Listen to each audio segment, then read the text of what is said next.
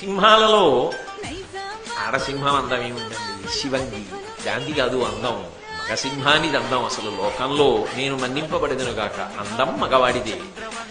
లోకంలో చూడండి, నేను అన్నానని కాదు, ఎక్కడికక్కడే ధర్మం సుమండి. నేను ఎక్కడ ఎలా మాట్లాడాలో అలాగే చెప్తాను.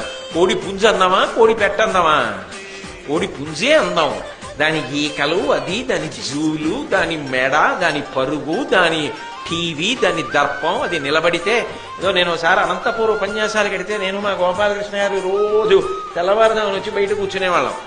ఓ కోడి పుంజు ఒకటి రోజు 3 పెట్టలతో వచ్చేది బయటికి. నేననేవాడిని, దశరథ మహారాజు గారు కౌసల్యా సుమిత్ర కైకేయితో విహారానికి వచ్చినట్లుంది కదా గోపాలకృష్ణ గారు అంటుండేవాడిని. అలాగా అది టీవీగా 3 పెట్టల్ని వెంట పెట్టుకుని తిరుగుతుండే. పెట్టే, పుంజు పుంజే, దాని అందం వేరు. ఈ మాట నేను అన్నప్పుడు మన్నింపబడతాను కాక. నేను ఒక సత్యాన్ని చెప్తున్నానని మీరు అంగీకరించాలి. నేను అన్ని విషయాల్లో, అందరి విషయంలో